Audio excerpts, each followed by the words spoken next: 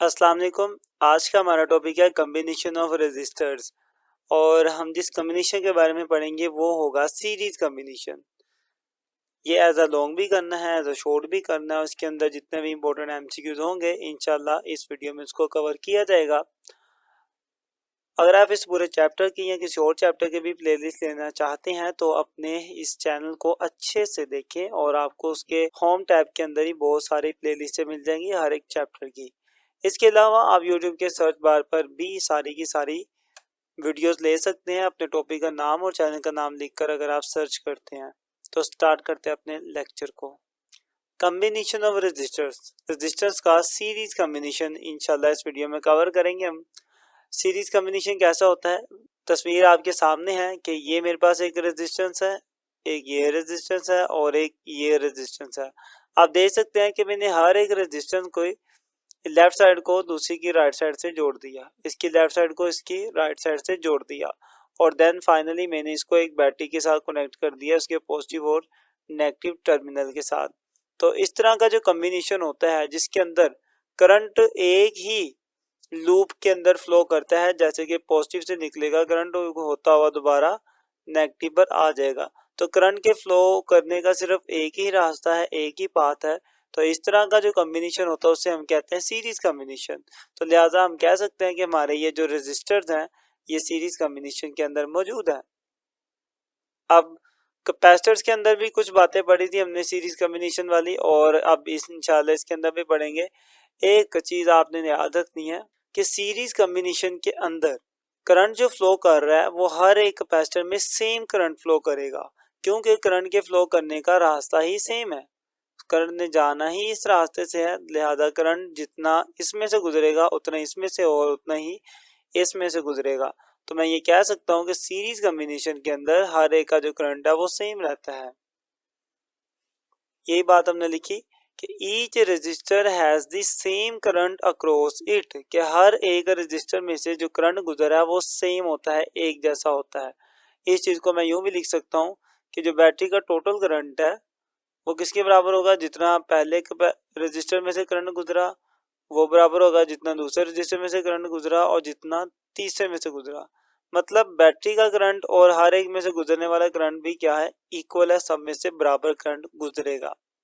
अब दूसरी चीज आप लोगों ने याद रखनी है पोटेंशियल डिफरेंस के हवाले से, कि पोटेंशियल डिफरेंस हर एक का अलग अलग होगा। उसकी बड़ी सादा सी रीजन है, अगर आपको पोटेंशियल डिफरेंस का जरा सा भी कॉन्सेप्ट है कि पोटेंशियल डिफरेंस का मतलब होता है एनर्जी का फर्क, चार्ज की एनर्जी का फर्क। यहाँ पर जब कोई इलेक्ट्रॉन आएगा वो इस रेजिस्टेंस से गुजर के आगे जाएगा, तो जैसे वो रेजिस्टेंस क्रॉस करेगा तो उसकी एनर्जी में फर्क आ जाएगा, उसकी एनर्जी पहले से कम हो जाएगी। अब ये इलेक्ट्रॉन जब आगे वाले रजिस्टर में से गुजरेगा, यहाँ से गुजर कर फिर आगे वाले रजिस्टर से बाहर निकलेगा तो उसकी एनर्जी में और फर्क आ जाएगा। तो पहले उसकी एनर्जी कुछ और थी, उससे मैं V1 कह देता हूँ पोटेंशियल डिफरेंस, पहले वाले को मैं V1 कह देता हूँ। बाद में उसकी एनर्जी फिर चेंज होगी, जब वो उसमें से गुजरा तो उसकी एनर्जी को मैं V2 कह दूंगा। जब मेरा इलेक्ट्रॉन जब तीसरी रेजिस्टेंस से भी गुजरेगा तो उसकी एनर्जी और कम हो जाएगी, जिसका मतलब है कि उसके किनारों पे जो पोटेंशियल डिफरेंस है, मतलब जब इलेक्ट्रॉन यहाँ पर है और जब वो यहाँ पर आ गया, दोनों में एनर्जी का फर्क आ गया, जिसको हम कहेंगे कि अब इसका जो पोटेंशियल डिफरेंस है वो V3 है। तो ये बात याद रखिएगा कि सीरीज कम्बिनेशन के अंदर पोटेंशियल डिफरेंस जो होता है वो चेंज होता है, हर एक का अलग अलग होता है। और यही बात हमारी कैपेसिटर्स के अंदर भी थी कि वहां पर भी पोटेंशियल डिफरेंस हर एक का अलग अलग होता है। तो मैं ये कह सकता हूँ कि जितना मेरी बैटरी ने वोल्टेज अप्लाई किया था, जितना मेरी बैटरी का वोल्टेज है वो किसके बराबर आ जाएगा, हर एक के वोल्टेज को ऐड करने के, पहले का वोल्टेज प्लस दूसरे का वोल्टेज और प्लस तीसरे का पोटेंशियल डिफरेंस। आप सबके पोटेंशियल डिफरेंस को प्लस करेंगे तो वो कितना पोटेंशियल डिफरेंस आ जाएगा, जितना बैटरी का खुद का। क्लियर? तो इसी बात को अब हमने लिखा हुआ है, the sum of voltage across the resistance of each individual resistor is equal to the total voltage supplied by the source। कि आप हर एक के वोल्टेज को ऐड करें तो सबका वोल्टेज किसके इक्वल आ जाएगा, बैटरी के, मतलब सोर्स के वोल्टेज के इक्वल आ जाएगा। जितनी एनर्जी बैटरी ने प्रोवाइड की होगी उतनी ही आगे जाके सबके बीच में डिवाइड हो जाएगी। तो जब आप सबकी एनर्जीज को एडअप करेंगे तो वो बैटरी के पोटेंशियल डिफरेंस के इक्वल आ जाएगी। क्लियर? तो वही जो रिलेशन हमने यहाँ लिखा, इसको मैं यहाँ ले आता हूँ। नेक्स्ट आप लोगों ने एक फॉर्मूला पढ़ा हुआ है इसी के अंदर कि जो ओहम लॉ है उसके अकॉर्डिंगली V किसके इक्वल होता है, IR के। अगर मैं ये वाला फॉर्मूला इन सब के ऊपर अप्लाई करूं तो मेरे पास कुछ इस तरह की इक्वेशन बनेगी। V की जगह, इस V1 की जगह मैं क्या लिख सकता हूँ, I1 और R1 प्लस इस V2 की जगह पे मैं लिख सकता हूँ I2 और R2 प्लस इस V3 की जगह पे मैं लिख सकता हूँ I3 एंड देन R3। ये मेरा टोटल वोल्टेज। अब आपको एक चीज पहले ही क्लियर कर दी कि जो करंट है वो तो सब में इक्वल है, करंट चेंज नहीं हो रहा, इसलिए करंट के साथ 1 2 3 लिखने की जरूरत नहीं है। तो मैं इसका भी 1, इस करंट का 2 और इस करंट का 3 रिमूव कर देता हूँ क्योंकि करंट तो सब में सेम है। आप देख सकते हैं कि करंट सब में सेम है, इसलिए मैं इसमें से करंट को कॉमन भी निकाल सकता हूँ। तो करंट मैंने ले लिया कॉमन, अंदर बच गया मेरे पास R1 प्लस R2 और प्लस R3। इन तीनों का जो करंट था ये सारे का सारा आ गया कॉमन, इसको एक बार लिख लिया और बाकी मेरे पास R1 R2 और R3 बच गए। अब ये जो वोल्टेज है ये बैटरी का टोटल वोल्टेज है। तो बैटरी का जो टोटल वोल्टेज है वो किसके बराबर आएगा, टोटल करंट के और टोटल रेजिस्टेंस के। तो मैं इसलिए यहाँ पे लिख सकता हूँ, टोटल रेजिस्टेंस को हम कहते हैं इक्वल रेजिस्टेंस। तो मैं इस V की जगह भी क्या लिख सकता हूँ, I इंटू R इक्वल। मतलब इसका मतलब कि आप इन सब रेजिस्टेंस को जमा करेंगे तो कोई ना कोई एक सिंगल वैल्यू आएगी जिसको हम R इक्वल कहेंगे। ठीक है, मतलब ये सारे इसके इक्वल होंगे। यहाँ पे भी मैं I के साथ कुछ लिखूंगा नहीं क्योंकि हमने पहले ही कह दिया करंट सबका सेम होगा, नहीं लिखेंगे। अब इस साइड पे भी करंट मौजूद है, उस साइड पे भी करंट मौजूद है, तो करंट करंट से कैंसिल आउट हो गया। बाकी मेरे पास यहाँ पे बच गया R E Q equal resistance is equal to R1 plus R2 और प्लस R3। मेरे पास आगे 3 रेजिस्टेंस, और जब मैं तीनों को जमा करूंगा तो मेरे पास कोई एक रेजिस्टेंस निकल के आएगी जिससे हम कहेंगे इक्वल रेजिस्टेंस। अगर आपके पास एक से ज्यादा रेजिस्टेंस हो तो उनके लिए फॉर्मूला कुछ इस तरीके से बनेगा, R1 plus R2 plus R3 plus so on चलता रहेगा। जितनी भी आपके पास रेजिस्टेंस है, फर्ज कर ले आपके पास n तक रेजिस्टेंस है तो आप n तक इसके अंदर जमा कर देंगे तो आपके पास इक्वल रेजिस्टेंस आ जाएगी। ले जी, ये हमारे पास फाइनल फॉर्मूला बन गया इक्वल रेजिस्टेंस निकालने का।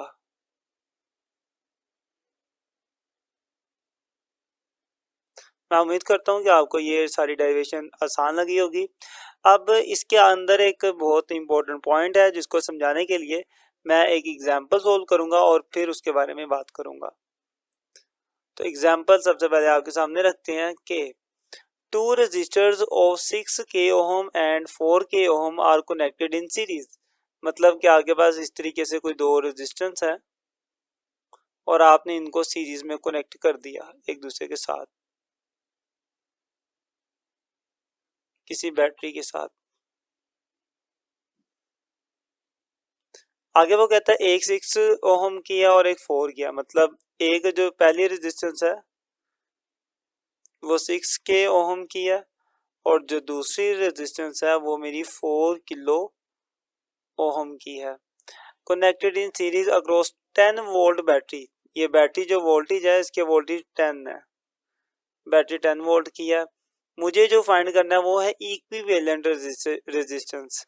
तो अभी अभी हमने निकाला फॉर्मूला कि इक्विवेलेंट रेजिस्टेंस कैसे आती है कि आप सबके रेजिस्टेंस को जमा करें तो इक्वल रेजिस्टेंस आ जाती है। तो यहाँ भी ऐसे ही करूँगा, इक्वल रेजिस्टेंस निकालने के लिए मैं सारी रेजिस्टेंस को जमा कर दूंगा। तो अभी मेरे पास दो ही है तो मैं दो को ही जमा करूंगा। R1 मेरे पास थी 6k, R2 मेरे पास थी 4k, दोनों को जमा करूंगा तो मेरे पास जो इक्वल रेजिस्टेंस है वो आ जाएगी 10k ओहम। ले जी, ये हमारे पास आ गई इक्वल रेजिस्टेंस।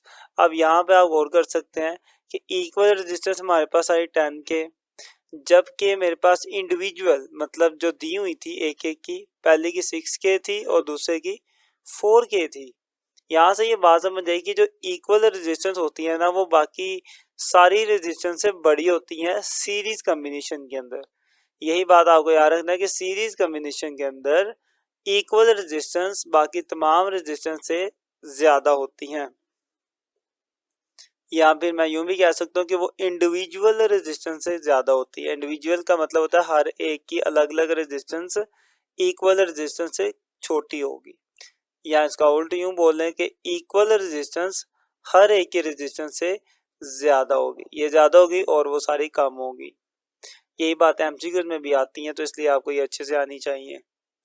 इस बात को ही बताने के लिए मैंने ये न्यूमेरिकल सोल्व किया कि इक्वल रेजिस्टेंस इंडिविजुअल से ज़्यादा होती है, और इसी बात को ही हमने लिख भी लिया। और यही बात हमने लिख दी कि equal resistance in series combination is greater than individual resistance, कि अगर आपके पास सीरीज कॉम्बिनेशन की टोटल रेजिस्टेंस है वो उस कॉम्बिनेशन में मौजूद हर एक कंपोनेंट की रेजिस्टेंस से ज़्यादा होगी। अब इसको थोड़ा सा और प्रैक्टिकल देखें कि लेट्स सपोज आपके पास एक वायर है, ये दो तारे हैं, आप जितने भी कनेक्शन है इसी वायर के बीच में कर दें कुछ इस तरीके से कि ये वायर गई, आपने यहाँ पे लगा दिया बल्ब, फिर ये वायर गई, आपने यहाँ पे लगा दिया टीवी लगा दिया, ठीक है, कोई एलसीडी लगा दी, फिर इसी वायर से आगे कनेक्शन दे दिया आपने किसी पंखे को, फैन को कनेक्शन दे दिया और आगे जा रहा है। अब देखिए करंट तो जा तो रहा है, सब में से गुजरेगा, लेकिन ये सारी डिवाइसेस एक ही रास्ते में लगी हैं, जो हम कहेंगे कि ये कौन सा कॉम्बिनेशन है, सीरीज। अब सीरीज कॉम्बिनेशन में क्या होती है, टोटल रेजिस्टेंस ज्यादा हो जाती है, तो ओवरऑल इस पूरे सिस्टम की जो रेजिस्टेंस है, जो इक्वल रेजिस्टेंस है वो हो जाएगी ज्यादा। अब ज्यादा होने की वजह से करंट इसमें से कम फ्लो करेगा, जितनी ज्यादा आगे डिवाइसेस लगाते जाएंगे करंट आहिस्ता आहिस्ता कम होता रहेगा और कोई भी डिवाइस प्रॉपरली वर्क नहीं करेगी क्योंकि करंट कम पहुंचेगा उस तक। और इसका एक और नुकसान भी है कि फर्ज कर लें आपके पास कोई भी डिवाइस है, वो आप ऑफ करते हैं, इस बल्ब को ऑफ करते हैं तो आगे सारी ऑफ हो जाएंगी क्योंकि करंट इससे आगे नहीं जा रहा तो कोई भी नहीं चलेगी, या ये बल्ब जल जाए तो उसकी वजह से भी करंट आगे फ्लो नहीं करेगा और कोई डिवाइस भी नहीं चलेगी। तो ये इसके ड्रॉबैक्स हैं सीरीज कॉम्बिनेशन के, तो इसलिए हम अपने कोशिश करते हैं कि घरों में जितनी भी चीज़ें हैं उनको सीरीज की बजाय पैरेलल तरीके से जोड़ा जाए। तो यहाँ तक हमारा ये जो सीरीज कॉम्बिनेशन है ये कंप्लीट होता है। मैं उम्मीद करता हूँ कि आपको समझ आया होगा। अगर आपको कुछ पूछना हो तो आप नीचे कमेंट लाजमी करें, वीडियो अच्छी लगे तब भी कमेंट लाजमी किया करें। मिलता है इंशाल्लाह नेक्स्ट वीडियो में, तब तक के लिए अल्लाह हाफिज़।